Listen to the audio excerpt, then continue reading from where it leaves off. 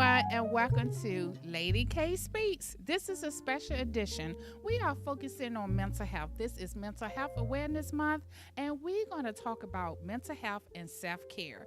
I have the women of influence sitting here with me, and we're going to dive right on into it. Yes, I am just honored to feature you ladies. Thanks for being here. I have Kiana F. Brown. Hey. Yay! And Dr. Melinda Watts. Yay! And we are Women of Influence. So, how are you ladies doing today? I am doing exceptionally well. I'm doing well myself. Oh, yes, yes, yes. So, are we ready for this? This is Mental Health Month. And, I just think mental health needs to be more than just a month. It needs to be recognized all the time. But I'm just happy that we are starting to make sure, at least in the month of May, that we are addressing everything about mental health, and hopefully by just always having this awareness, we are lowering the stigma of being able for someone to be able to come out and say if they are having challenges, because as I like to say, with someone who mental health running in my family, we all have mental health. It's different levels of mental health, and we need to stop looking at mental health as you have to have a chronic mental chemical imbalance illness or to be mental health. It can definitely be just the stress of life, a stress of our days. Yes. Yes, and so that's why we have on these beautiful T-shirts today, because we said in 2023 the focus is on me. And so, with that being said, guys, I used to be like self care for me. Can I be honest? This is real talk, and this is part of what we need to know about mental health. If I took that self care time for myself, I felt guilty. Yes. You feel like Yes. guilty. You feel selfish. Yes. But because society had made us feel like if we not constantly doing and being everything for everyone else, and being that what they think we should be, then if you really being your true self and loving yourself, and that's why I think for me, self care have to start with the love of myself. Yes. So, what do self care mean to you? Well, self care has been a journey for me. Like my entire life, I have lived that lifestyle for other people. I have lived to run myself to the mill, to be the support for other people. But in the past 2 years, honestly, I dibbled and dabbled before that. Like, oh, I'm going to do something for myself. I'm going to go get a massage and, do things like that. But the past 2 years since the pandemic, it has really awakened something in my spirit and my soul, where I had the time and the whole world had the time to sit still and reevaluate life. And so one of the things that I decided to do for self-care for me was to be an active member in my household, to be present in my house and to not constantly be somewhere else, but be there with the family that I love. So at the opening up of the pandemic, I decided that I wasn't going to work on Saturdays anymore. And guess what? I love my clients. I love them dearly. But at the end of the day, being with my husband, watching my son grow, that was a part of self-care for me because I was missing out on all of the things that they were doing, missing out on the growth, missing out on the times that we're able to go fishing and just enjoy one another. And that's what self-care looks like to me, just taking the time to slow down. Slow down. I like that. I like that. And what do self care look like for you? So self care for me is really taking the quality time for myself because I'm a giver. So I'm constantly giving to the community, constantly being there for family. And I had to slow down and say, it's okay to say no. It's okay to go to the gym and stay 3 hours if I desire, just to sit in the hot tub, just to sit in the sauna, to just say woosah from all of the cares and the stress. And then, especially being in ministry, learning how to balance because some things were out of balance. You got the role of the wife. You got the role of the mother. You have the role of the grandmother. You got the role of being a pastor. You got the role of being a dean of a college. And God had to show me, I need you to take care of yourself especially working in the medical field, dealing with a lot of sick people. And when the pandemic hit, I was on the front line the whole time. So you really didn't have time to really think about yourself. But then when we start seeing others die, and it was like they replace you. So you got to take time to slow down, smell the flowers, and breathe. Yes. Like you said, those days, my husband like, you're not going to do your makeup today? You're not going to do your hair? I don't feel it today.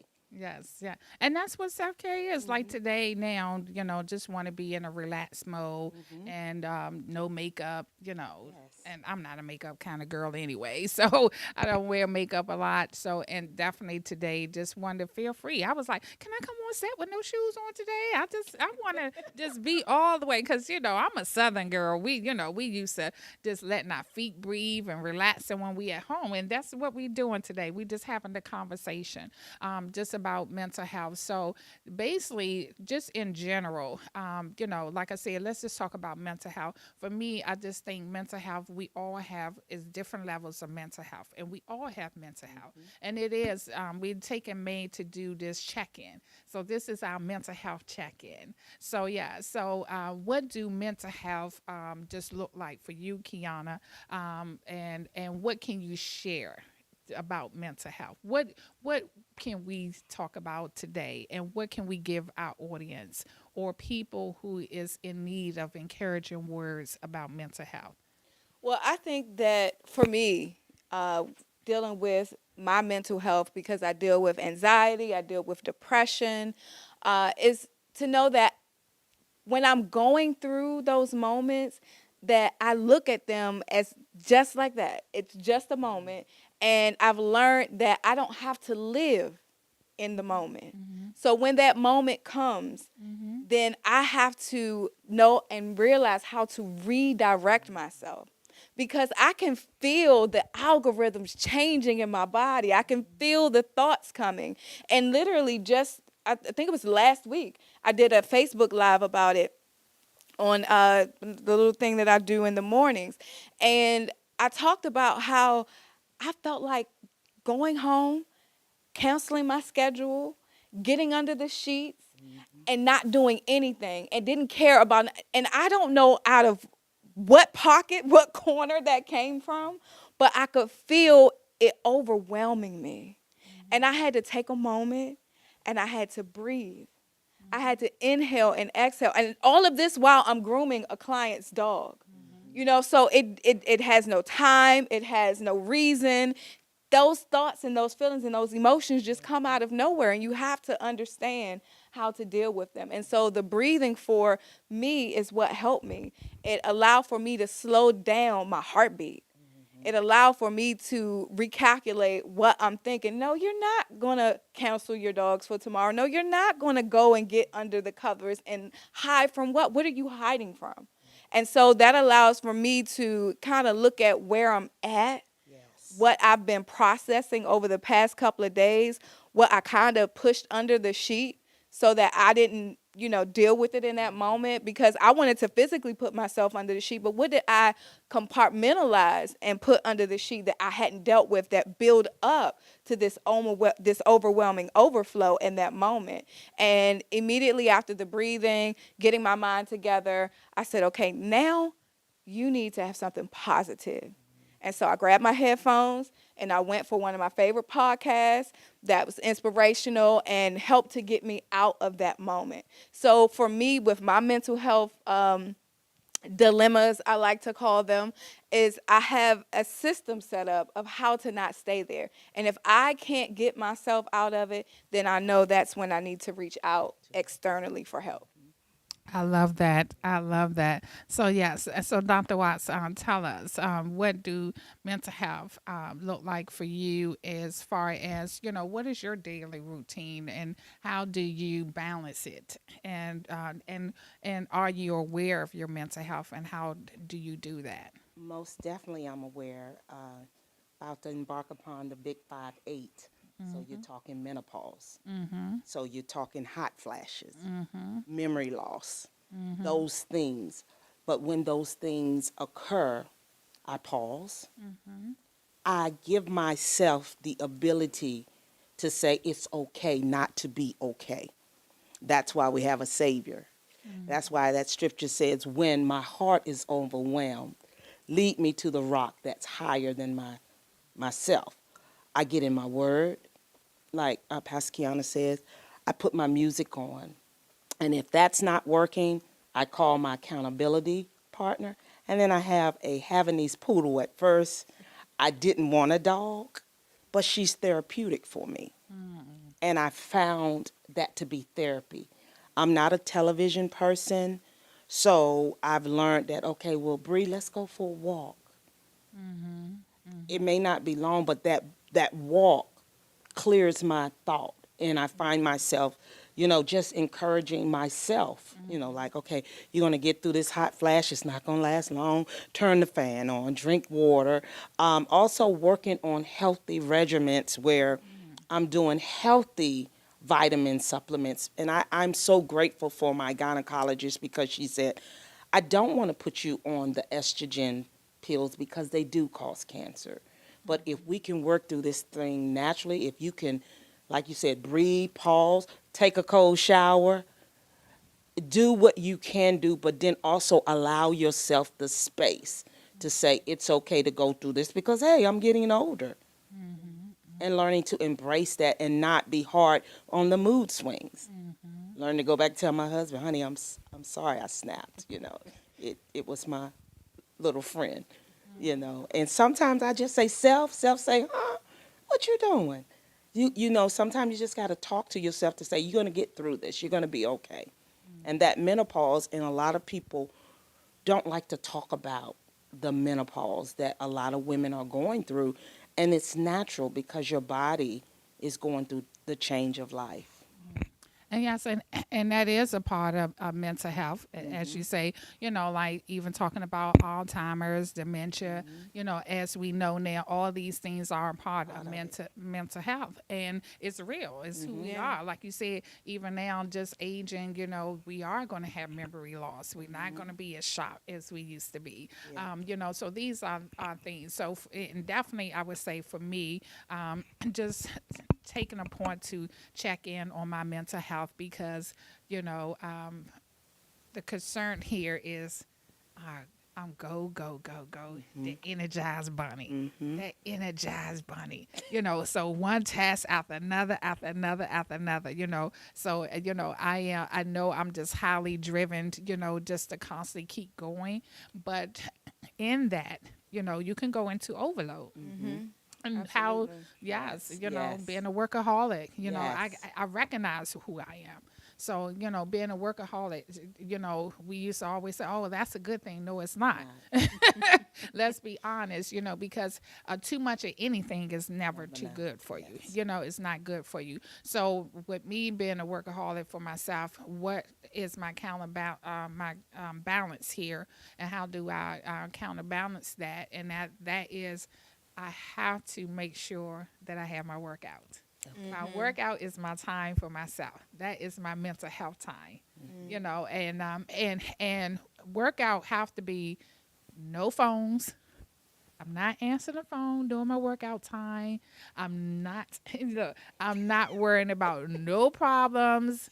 And I'm the person, even when I work out, I don't even have on headsets. I don't do headsets, no music, no nothing. I just want to be with me in my own thoughts. And half of the time, all the great ideas and vision and purpose that God gave me is doing my workout. So I love, just taking the time and just having a clear head and just clear thoughts. And that's what helped me, because I know I'm putting in long hours, and let's talk about it, because even mental health is about rest. Right. You have to get proper rest. We have to get proper rest. And sometimes my work week can be sleeping like 3 hours, 3 hours and back up and doing it all over again. But I have to recognize when enough is enough and take that pause. And working out for me helps me to stay balanced. Yeah. Yeah, that's my mental health. And like you said, I would definitely, I got my accountability partner, which one of them is here. I call and vent to her all the time. Like, oh, I run it past her. What you think about this? What you think about that? What you think? Oh, Karen, I think that is great, but rest, Karen, rest. That's what she always said. Rest, Karen, rest. And so I like the fact that my accountability partners would be honest, and that's why you call them, because you want to hear real honesty. Honesty. You know, not what you want to hear, Yes. but what Yes. you need to hear. Yes. That is a difference. And so now, before we go into commercial break, I just want to take a time and talk about our endeavor together as women of influence. And what do women of influence, look like, and what do it mean to you? And how can a woman of influence just use the voice and use your influence to bring attention to what is important to us about mental health and what we want everyone to know about mental health.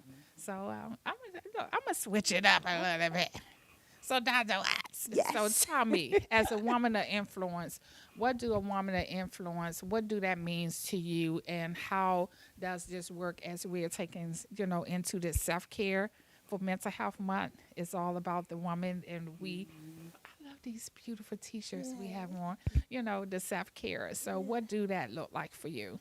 It's coming with a community of women and using that tool or that voice that the Lord has given each one of us to empower someone else, because you never know, your story could be the answer to someone else's problem or deliverance, or help them say, oh, I'm not alone. Because I'm pretty sure there are women in my age bracket that are going through the menopause stage, and they're going through it by themselves. So now to hear that, oh, okay, she's a leader and and she has those type of moments, yes, but it does not define who you are as a person. It just shows you that in this flesh dwells no good thing. And in this flesh, you're going to go through a process. But when you have a community of other women that are walking with you to encourage you and to help lift up your arm, you can get through anything. All right. Thank you. So, Miss Kiana, the woman that influenced herself. Yes. And just have such a natural, beautiful story. So as a woman of influence and making sure that we do the check-in, this is mental health check-in, and we're all into the self-care today. So woman of influence. Well, there's a whole list of, acronyms and adjectives and words that I could use for the woman of influence. But today, I want to use the word love. And why I want to use that is because no matter where we are, no matter what station, no matter what status, if it is done in love, then that means everything. Because there are so many women who are out here who do not have or have not ever even seen an influence of love and what it can do, how it can blossom relationships, how it can blossom a life, how it can change the trajectory of someone's life just to have an ounce of love.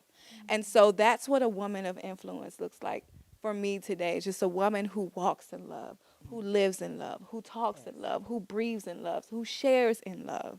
And it's important to do that. And then as you're able to share that love, it becomes a little contagious, right? A little bit rubs off on you, some rubs off on you. And then before you know it, it's like little dust in the air, just love just flowing all over the place, right? Yes. And because you're giving that, you've influenced that into the atmosphere. You ever see somebody walk in the room and the room can be one way, but then they come in and it's just like, oh, then everything changes. You bring that love and you can change an entire community and you can change the world. Yes, I love that. And look, and she took one of my favorites, love. So I'm gonna say something else.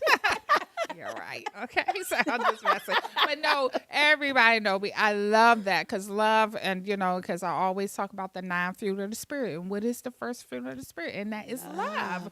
And that's what self-care is all about. Because when you love yourself, you know how to love others, and that's just a big part of checking in on your mental health and having that influence. So the influence that I'm going to use, I'm going to say grateful.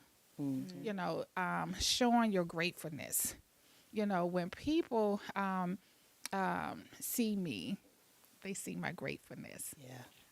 They see my appreciation for feeling blessed. You know, the faith that I have and my gratefulness that I have about the things that God has allowed me to experience and do. So, a woman of influence, if I'm sharing my influence, I'm going to share the influence of gratefulness, because when you're grateful, it keeps you humble. Yes. Yes. Yes, I'm going absolutely. to say that again. When you're grateful, it keeps you humble. And when you are grateful, it allows you to digest and take in what you need to and release What you done. for you. Because sometimes in mental health and mental illness, we absorb other things that should not be about us, you know, and we let it consume us. Certain things that we need to release and let go because it don't belong to us, and we take on it anyway. So I had to learn not to take on, as they say, troubles from from today Yes. that's gonna go into tomorrow. No, because when you're grateful, you know how to accept what is for you and release what is not for you. So that's what I would say. By influence, a woman of influence, I want to leave my gratefulness. Yes, yes. So what you think, ladies? Are we all into our self-care? Yes. Yes. Yes. Yeah, so we're going to take this real quick, short commercial break, and we be right back at you here on Lady K Speaks. We all about self-care and mental health. Be right back at you.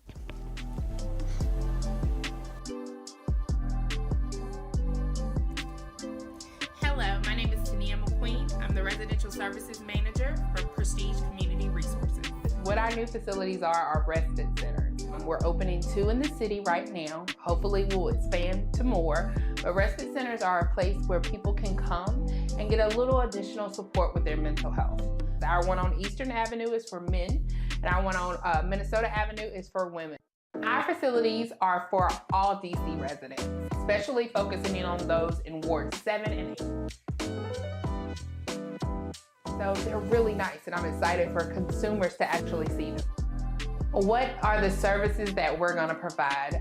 Therapy, case management, medication management, all provided by professional staff, a licensed nurse practitioner, psychiatrists, sociologists, social workers, and then our paraprofessionals, our case managers. It's just a place where you can come and get the supports that you need to work on your personal goals, as well as to get your mental health straight. Simple, single adult, 18 years of age or older, a DC resident. You need to have insurance, but if you don't have it, it's okay. Still come, we'll work on getting you insurance. Have to have a negative COVID test, a negative TB test, and be willing to work on your mental health. For more information about respite services, you can contact us at 202-796-5000 or hit us up on our website at www.prestigecommunityresources.org. Hello, everyone, and welcome back to Lady K Speaks. And it's all about our mental health. We are taking this time for Mental Health Month and doing a mental health check-in.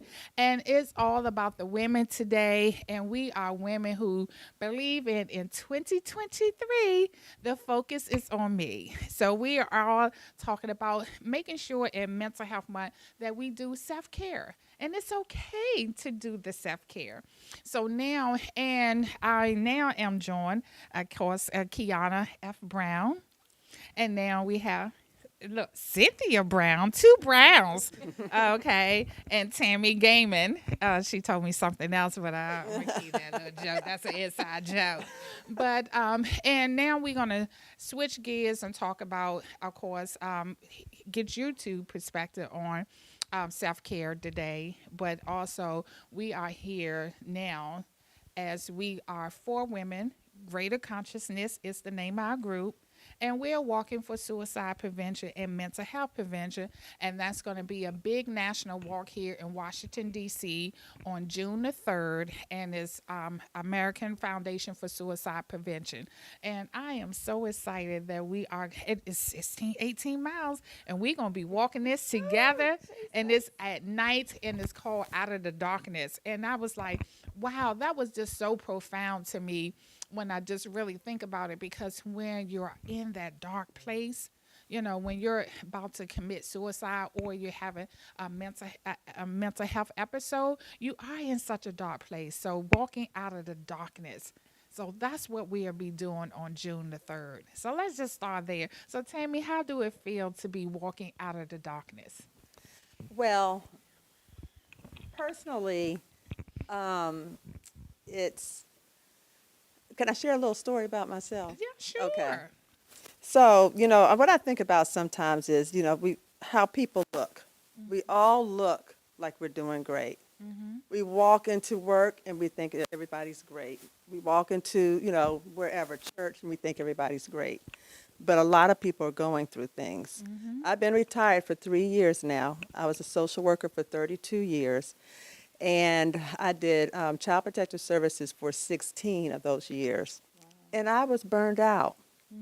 I was burned out. I was burned out. And people who know me, I am just this happy-go-lucky person, because I am. You know what I mean? I'm just a joyful, I think, funny, Yes, fun she is. person. But it got so heavy. It was so heavy. I didn't want to walk out that door. I didn't want to go up the steps and meet a family. I didn't want to talk about any of that, And one day I was going to a home visit, and the thought of, I could just drive off this bridge right now. I could drive off this bridge right now. This is how it must feel for people who think I want to end my life right now. And it was that dark, it was that heavy, and it was sort of a fleeting moment, but I said, no, no, no, no, no, no. I called on the name of Jesus. And I said, this is not what you have for me to drive over this bridge. Amen. And he saved me at that moment. But when I share that with like maybe some family members or something, they find it so unbelievable. Really? Yes, really. I'm telling you the truth. That thought came into my brain. That thought was in my body. I didn't want to do it, and I wasn't going to do it, but the thought was there. So you just never know Exactly. by what people are looking like on the outside, how they're acting on the outside, where they work or whatever. You just don't know. So it is, I think this is important to be able to share, like my example with others, because you just don't know.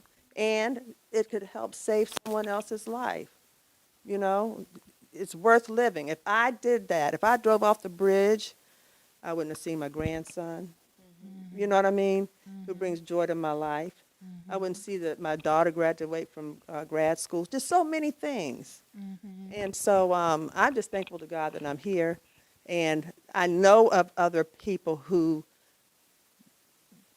did end their lives. And so that's one of the reasons why, it's important that I walk for those people and for myself. Oh, wow. Yeah. Thank you. That was beautiful. That is beautiful. So, Cynthia Brown, so why are you here, and what do walking out of the darkness mean for you? The main reason why walking out of the darkness is so important to me is because 2 years ago, I lost a cousin who was more like a little brother, and I loved him to death. I mean, he had such a quiet spirit, and when you saw him, his smile was so bright. And the mere thought that that young man was going through that much pain, I mean, I thought we were very, very close, but the mere thought that he was going through that much pain, it took a while for me to not feel guilty for his passing, because I felt like it was something possibly I could do. that interfered with my mental health as well because I have a tendency to dwell on thoughts looking back. And the thing I wanted to focus on in 2023 was moving forward. I just simply want to continue to move forward. So walking in this walk is for my cousin Benjamin and hopefully to save some lives that people just don't know how much they're going through, you know? So that's why when I saw this advertised and when I was able to meet you and Tam, you know, it really made me feel even more motivated, you know, because for a while, for a minute there, I was kind of going downhill, but just meeting you all was really a great inspiration for me. Oh, thank you. Thank you. Yes, and Kiana, I would just say, I just even seeing your journey because, mental health is also even about your physical health and just your presence of your now that you're taking charge over your life of your overall health. I have seen the transition, the transformation that you have gone through. So, physically and mentally, I have seen you but because even with we have to understand, even with the physical part, it really is mental first. Yeah, it really is mental Everything first. starts here. Yes, It does. yes. It So, doesn't matter what you do on the outside. It all starts in here. yes. And then this has to align. And so once those two things start to coexist and work together, then there's a great possibility for change. But the reason that this walk is so important to me is because about 24 years ago, there was an attempt that I made on my life. And I remember it's just like it was yesterday. I took a whole bottle of prescription pills, and I was at Tuskegee University. I was in a section of the campus called the Valley. And when I think back on it, it's amazing that the definition for the Valley is a space between high and low. And literally, that's where I was. And I took those pills, and I went to the Valley, and I sat on the steps, and I just knew that that would be the end. I have no idea how I got back to my dorm room. But when I did wake up, I was mad. I was furious. I was angry with God because I am still here left to endure this pain. And it took many years and some soul searching to realize the blessing that God placed inside of me. And how I know exactly 24 years, because last year on TikTok, I did a video. One of the trends at that time was how many years would it have been if your suicide attempt actually worked? And so last year it was 23. So this year I know it's 24. And so I was able to scroll through pictures and put up different monumental moments in my life. And it's like, wow, all of these years that I would have been gone, all of the things, that would have manifested would have not been so if that would have happened. And so no longer am I in an angry space with God. I'm in a thankful space with God. I'm in a grateful space with God. And so I just give him all the glory because of how he continues to transform me. And to be transparent, if I can for a moment, I feel like I'm sometimes still in an in-between space where the darkness is behind me and the light is before me, but I'm facing forward. And sometimes sometimes the things try to reach out and grab you back, but the light is pulling me. It's fighting for me. Amen. And so I'm just thankful that God has a call on my life and that I'm able to see it and know how to reset the algorithm of my mind. Wow, that's powerful. And I have to agree to everything that you all said. And for me, mental health run in my family. My sister is so near and dear to me. I love her so much, and I saw the struggle with my sister being bipolar, manic depressor. But the blessing part of it all is that as you say, Kiana, it was the love. She has so much love around her and support that she fought for us. Because sometimes when you in that dark place, that's what do bring you out. It's the love and the support that you have around you, and you fight harder for your family and the ones who love you more so than you do for yourself. And I saw her do that. So even though she's not here, I will say that she ended in peace. It wasn't from mental health or or suicide. It was natural causes. But I definitely I walk for her. I walk for all who may be had moments of being in a dark place and may lost their voice, and some even lost their life. So that's who I walk for.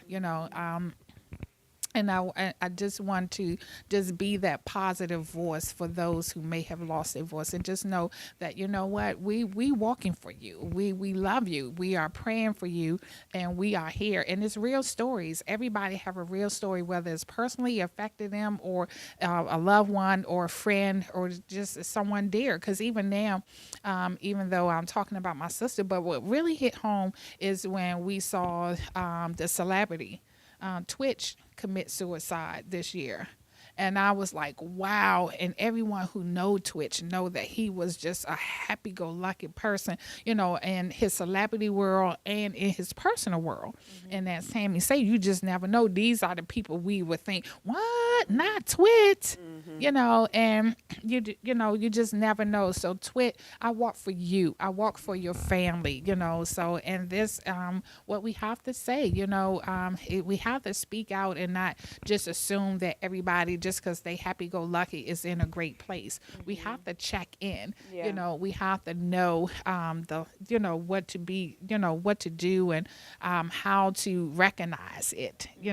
And sometimes I heard a doctor even say at that time, people who are naturally happy-go-lucky, sometimes when they are just can be overzealous, but they going through.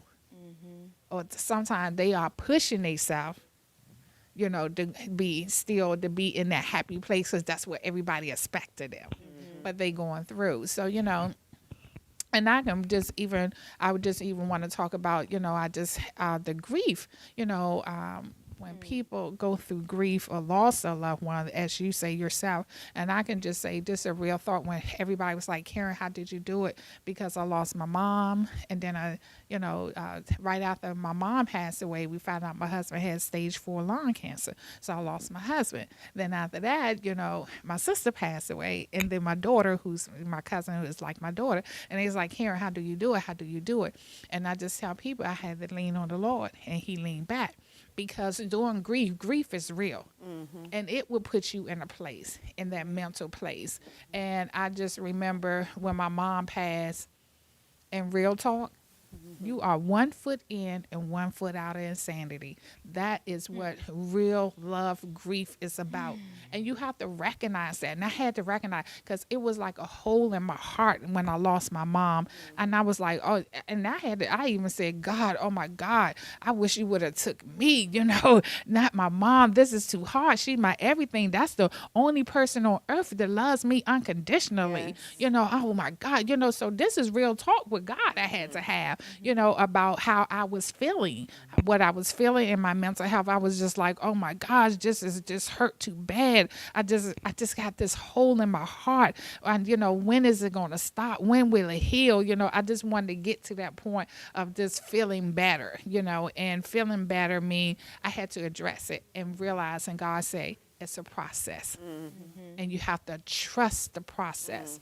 So for anybody out there that's going through mental health, just trust the process and listen to that inner voice.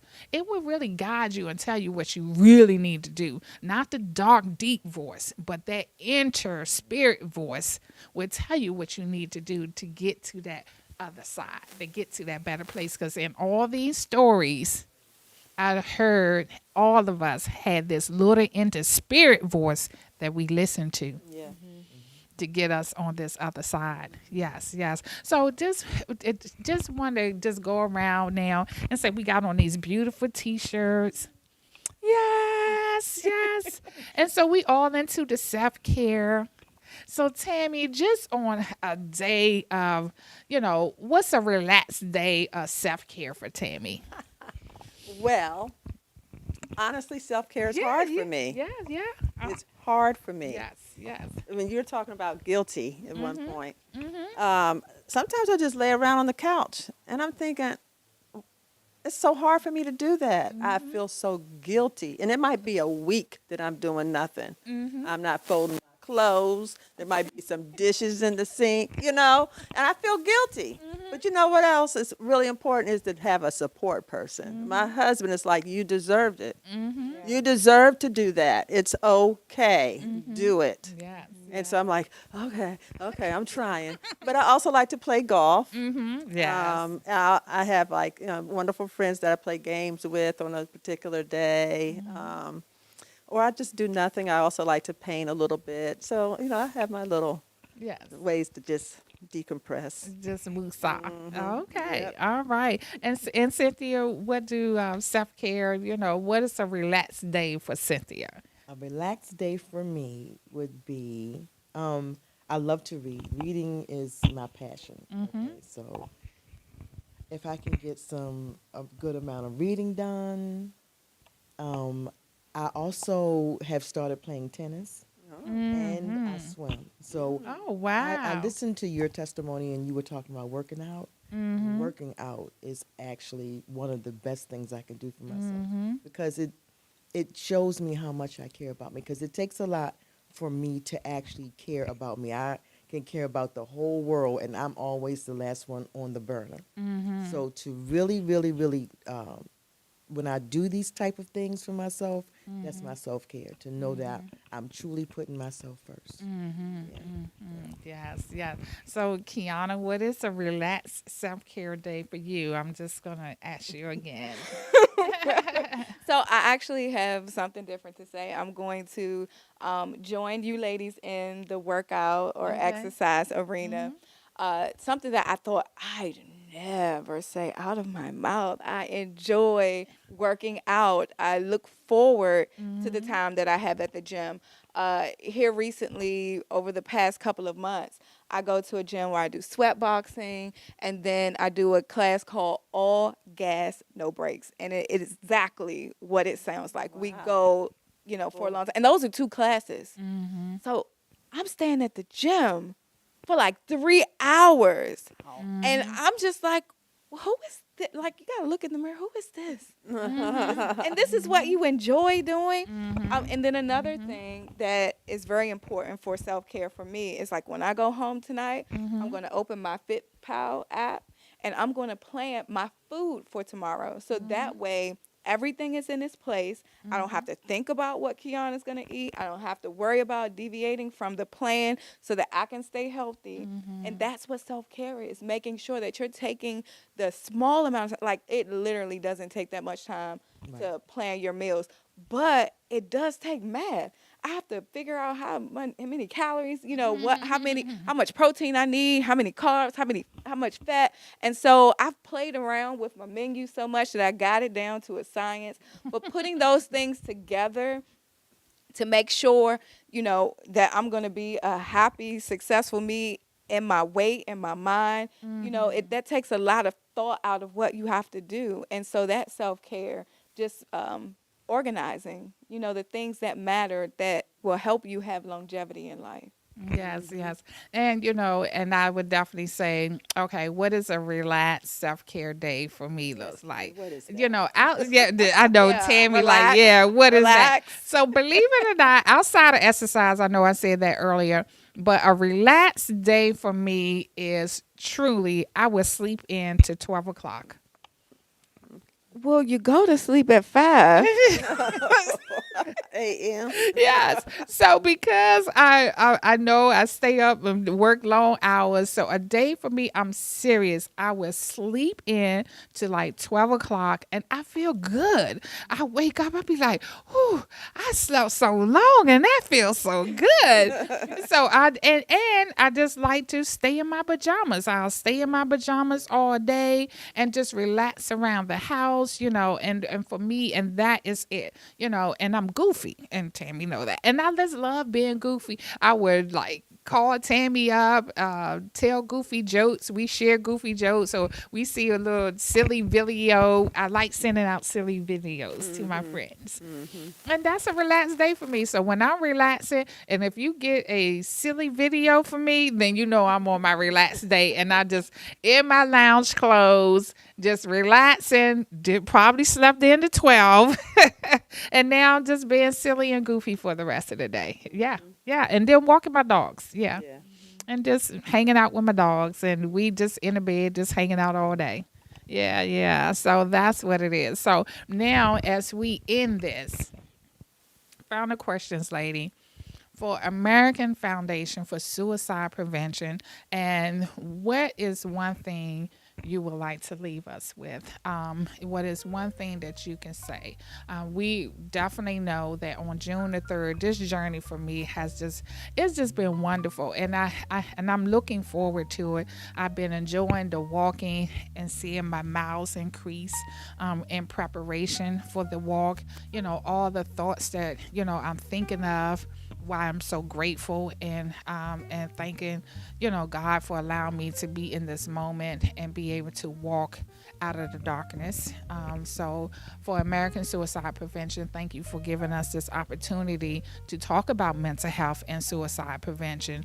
So I just, on that note, what is your final thought that you want to leave tonight? And I'm gonna start with you, Kiana. I just wanted to leave, just very simple, that you are not alone. There are many of us who are going through these thoughts and emotions, and there is a platform. There are people out there that can identify with what you feel. You're not crazy for feeling this way, and you don't have to feel isolated anymore. You can come out and know that you are not alone. Amen. Amen. Yes, Miss Cynthia. I think what I would like to say too is I feel so bad that there's a stigma placed upon folks, placed upon people who are going through mental, health illnesses. And if this walk and many walks beyond this can help take away that stigma, to allow someone that safe space to get help, to know that, like you said, it's okay to not feel okay, and to act upon it for yourself, to love yourself enough to know that, that you need help. That's what I would like to Yes. walk to do, yes. And Tammy. I would say that life is worth living, that all of us go through something at some point in our lives, but we come out, and I think that the key word is through. We go through it to come out of it. Yes. People in your circle, in your community, love you and would miss you more than you could ever know or imagine. So sometimes what I do is, when you're talking about the grief that you had when you lost your mother, I look at people who have experienced that, and I said, they're still here today. They made it through, and I can too, and you can too. The world needs you. You're here for a reason. So life is worth living. Yes, I love it. And I would just say, final thoughts. I'm just so grateful that American Foundation is doing this, and they pick a different city every year to do this major walk. And I'm just honored that it's here in our hometown this time, and we're able to be a part of it. And just wearing my green, because green is the color. So I challenge everybody, just for the rest of this Mental Health Month, just wear some green. Wear green to show that you care, show your support. And definitely, I'm going to leave with this. Mental health is key, and your mind matters.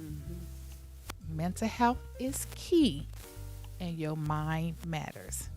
So that's it. I love you all. The community love you. We all love you, and we will be walking for you on June the 3rd. So stay tuned. We have more to report. We're going to come back and do, how about we come back and do an after show? Okay. Yeah, Yeah. yes, yes, yes. That's going to be fun because you know what? We're going to meet so many friends and family on this walk that it's going to forever change our lives. So we're going to come back and just share the afterthought. How about that? Yes, yes. So you know how we do and you know how we end, you know, here in Vision and Purpose Media Production. Until next time, continue to see the vision while living the purpose. And God bless.